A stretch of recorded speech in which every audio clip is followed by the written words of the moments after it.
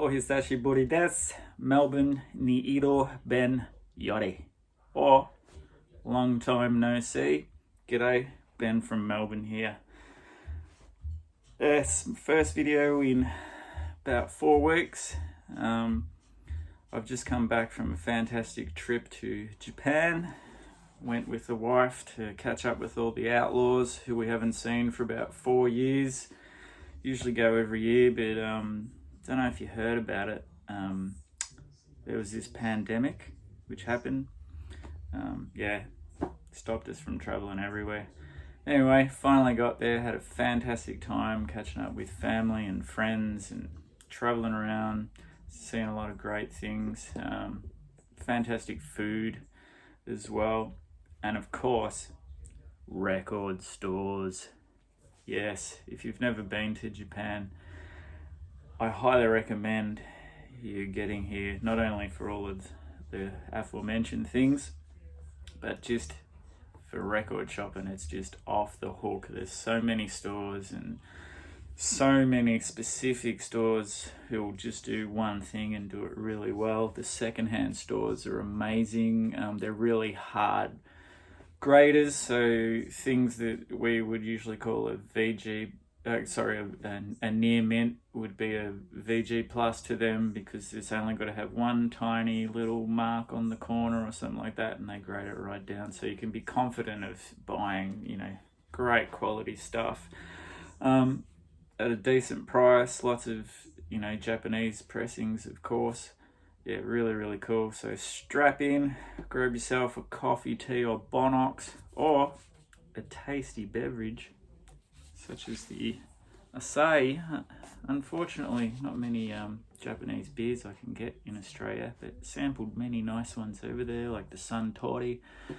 What else did we have in there? The Kirin Ichiban. Many, many, many. But it's not a beer show. We're about records. So let's have a look.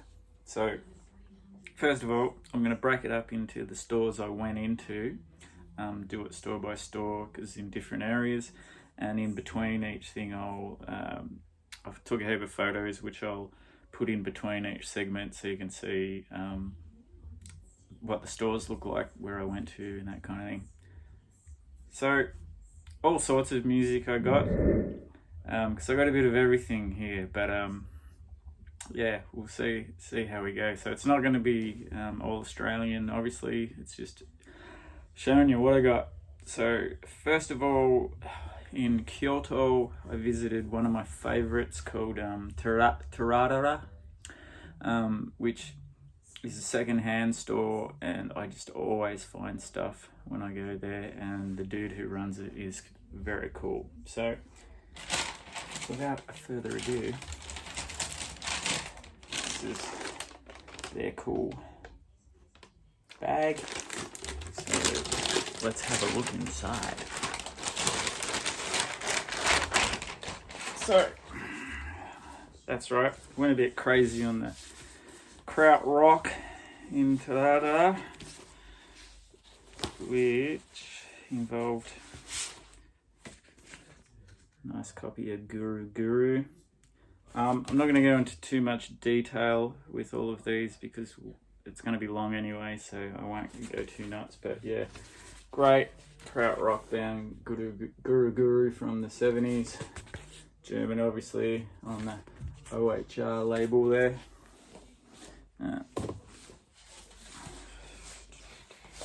Two Claus Schultz ones, Black Dance, and Licht, I think is how that's spelt. Really, really cool. One's on the Brain label, and what's this one on? The one with the two girls there. I don't know.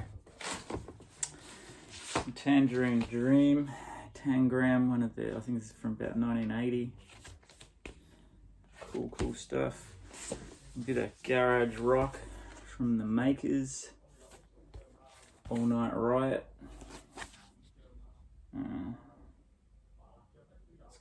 on estrus. Oh, these are all second-hand ones, by the way. Mighty Caesars. Surely they were the sons of God. Of course, fronted by the great Billy Childish. And this one's got to be on Crypt by the looks of that font. La Machine, called Phases and Repetitions. I pretty much pick up anything I see if it's a Castle Face Records release. That's John Dwyer's label from the OCs. Oh, bit of a rude one. The second Boss Hog album. Not really, it's all covered. Christina looking a bit ghostly there. There's the band on the back. So this was Whiteout, their second record. Australian punk, well, electronic punk, I suppose, from 1980 to Primitive Calculators. Don't see this one very often. Great record. Full on and in your face. I also picked up from Taradra the other back 7-inch singles. So the Dwarves, I Want to Kill Your Boyfriend, nasty stuff.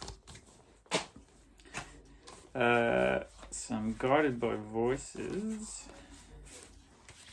I Am a Tree, and Bulldog Skin. I think both of these are on Matador. This is sort of mid to late 90s stuff of theirs. Misfits, bootleg of Horror Business. And then this was a bit of a surprise find. It's a Melbourne band called the Earthmen, who I used to go and see all the time in the 90s. And I don't remember seeing these 7 inches around, but it's definitely them because it says that they were, the address on here is Caulfield in Melbourne, suburban Melbourne, and they were a great indie pop band. I never picked anything up at the time because I was a poor student, but I always managed to afford beer for somehow though. So I got a few of these. So to be honest, I'm going on my memory. I used to love going to see them live. So haven't had a chance to play any of this stuff yet because I haven't been back for long. But yeah, this will be interesting for sure on Summershine Records because I'm just totally going by what I remember of them. And there's Figure 8, this one, still by the Earthmen, and Cool Chick number 59 by Earthmen again. I think these are all on Summershine, the label. And last Earthmen one with Stacey's Cupboard, again on Summershine. So that was everything I got from Taradra, and we'll just have a quick look at their store.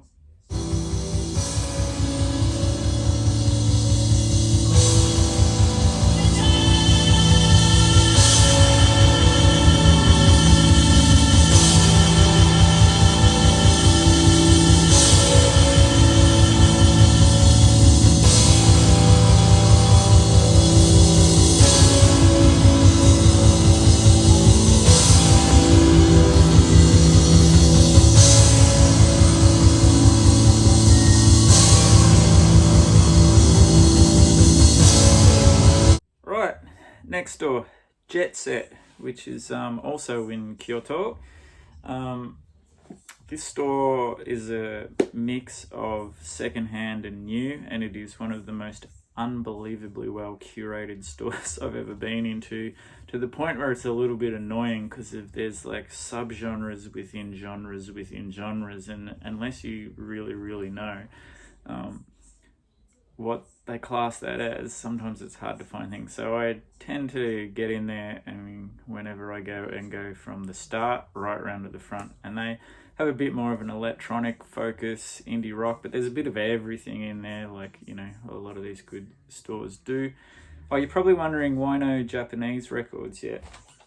it's really hard to find a lot of actual Japanese records. Well, the stuff I like anyway, because CDs are still a huge thing over there, and never stopped. And a lot of the Japanese artists you can find on CD, things like the Boredoms and Afri Rampo and things like that, which, that wild underground stuff. Very, very hard to find on vinyl, and if you do, it's worth a fortune. Like, there's a lot of what's called anchor music, which we call truck driver music. It's kind of like usually sang by women, sort of 70s diva style sad songs about, I think it's, stuff about missing your partner and all that kind of thing while you're on the road. And also what's called city pop music, which is pretty much self-explanatory, so not my bag. There's a lot of records by that, but yeah, every now and then you'll find some cool Japanese artists, but you find a lot of other cool stuff, which I do have some coming up, but not just yet. So we'll start with, sorry, went on a bit there, but here's the groovy Jetset bag. This is what I got from there. Okay, so we got Big Garage Rock, Syndicate of Sound. Yeah, Little Girl. I think this is a comp. Or is it? With a heap of their singles. This one's on Sundazed. I know the song Little Girl, and that's a absolute ripper. Sorry, shit's falling over here. Here's a Japanese artist. Satoshi, Ambivalent Selected Works, 1994-2022. This is electronic ambient, fantastic stuff, really nice. And an old record store day find, which I have missed out at the time, the Fuzzy Haskins album, A Whole Another Thing. Great funk, he, of course, from Parliament Funkadelic. Groovy gatefold.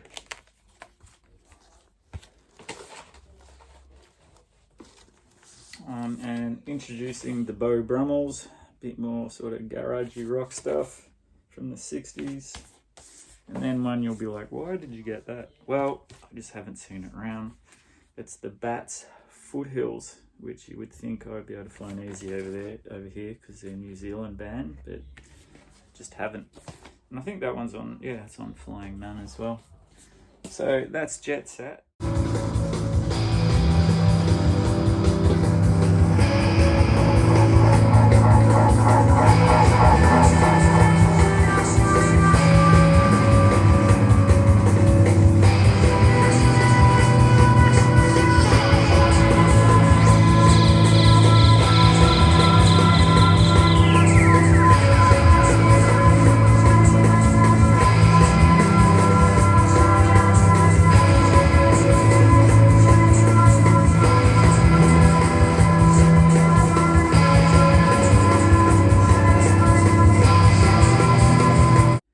Now, we're going to show some records from one I'd never been to before called Jujia.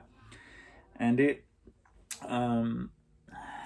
seemed like it might be a bit of a mainstream place, because it had a coffee shop upstairs and the records were downstairs.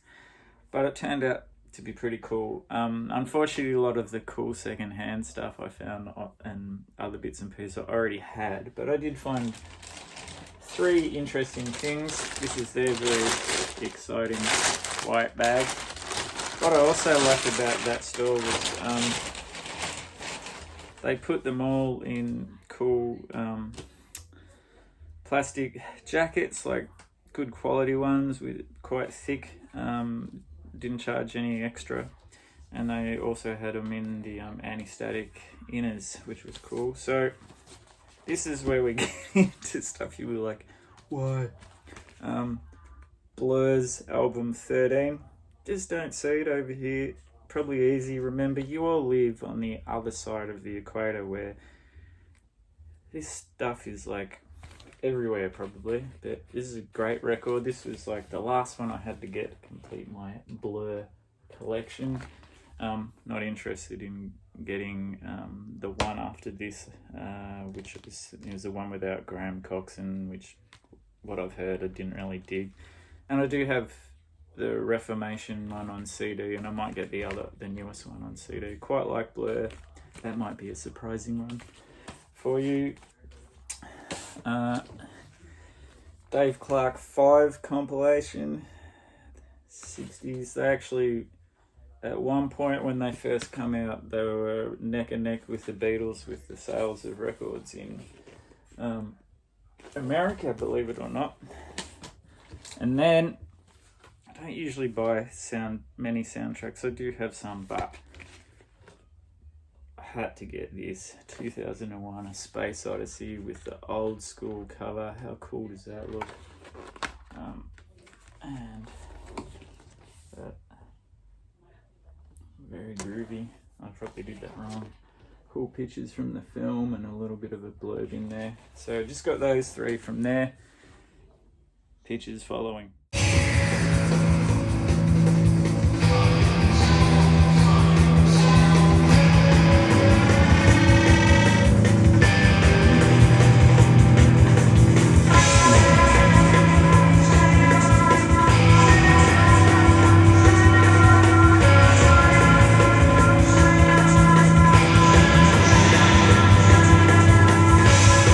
Okay, next up, Disc Union, which if you have been to Japan, maybe you haven't, you would definitely know about Disc Union if you're into records and been to Japan before. They're everywhere, but they're amazing. They've got, they're just incredible stores. Anyway, I went to a few of them. This first one was in an area called Kashiwa. And this is where, this was the bomb. This is where I just went back, because there was one I was like, should I get this? How am I going to carry this home? And so I've already got a stack of records. And then I just thought, stuff it. I'm going to get it. When am I going to see that again? Anyway, this is a very big bag. You can probably see what I got if you saw through it there. But we'll start with just the single LPs. So I got Preston School of Industry, All This Sounds Gas. This is the first post-pavement record by Spiral Stairs. He's the other guitarist in Pavement. He sings a couple as well on each album, and yeah, really cool indie rock stuff. If you love Pavement, you're going to love this because it's the man. Well, many people think Steve Malkmus is the man, but I quite like the old Spiral Stairs as well. This was a bit exciting for me, finding a Swirlies album. Awesome 90s indie rock, probably, how would you describe, a bit more noisy and weird and mathy than indie rock, which was more catchy stuff. But 90s indie rock was harder and edgier than what they call indie rock now. Now you just wear a cardigan and be emotional. But yeah, this is a great record. Blonder Tongue Audio Baton. I was very happy to find that. And now a new one, which is a band I've just got into called the Lemon Twigs. These are these two brothers from the States. And man, they're in love with the 70s. Like I can hear the Beach Boys. I can hear that early 70s singer-songwriter thing. With like cool production, but yeah, really good stuff. But they have their own thing going on as well. I'm going to endeavour to chase up the albums I have before this because this is fantastic. This is one I have listened to.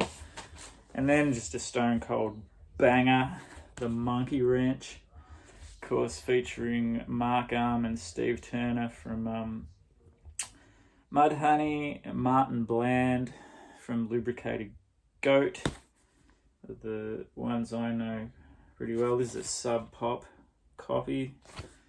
Yeah, Clean as a Broke Dick Dog. What a great album title. Cool garage rock stuff. Now for the big boy. hold on to your hats, especially you, PC31, the doyen of the box set. Check this bad boy out. Yellow Magic Orchestra YMO LP box. And this is the Japanese only release. Still got the groovy little Obi business on there. Whatever that is, but you dudes seem to like them. I'll open it up and I'll show you what records are in it. Weighs a freaking ton. That's just the sound of me moving bags. Okay.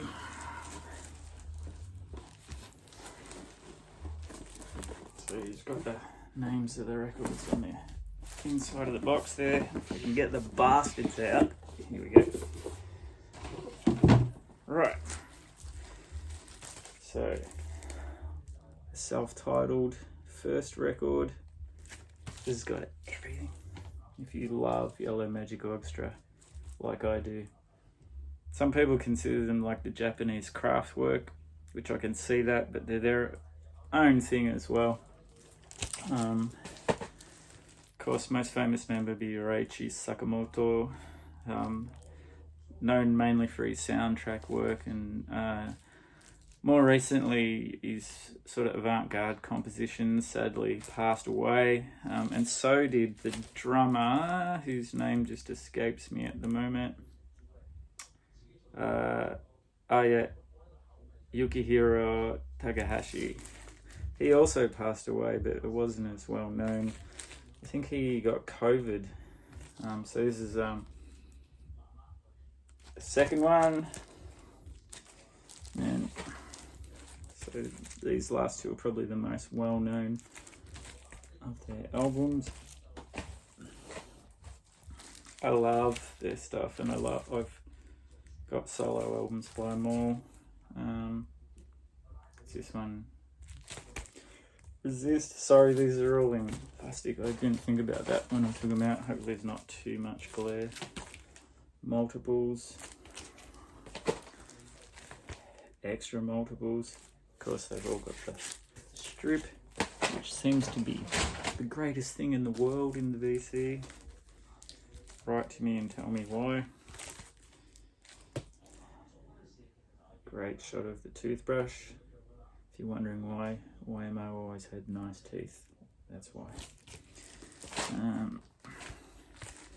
Technodelic. So it's got everything. This is another one of the famous ones. Naughty Boys. This is the instrumental version of Naughty Boys. After Service. Sorry, I'm trying to be quick, and I'm not going into a lot of detail. Just a number of reasons I don't want this to be a mega long video that you get bored of, and also I still have to listen to a lot of these because I've only been back for a couple of days. That was hard work. I think I deserve a sip. Check out the store.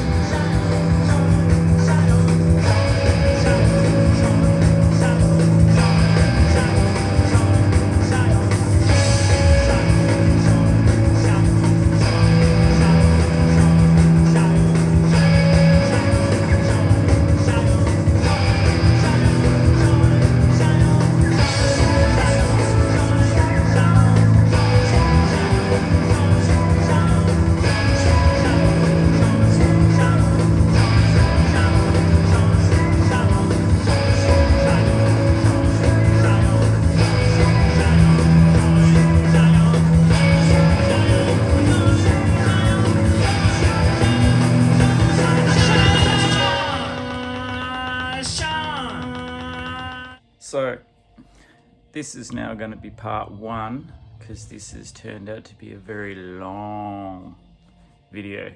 So I'll see you in the next one, part two.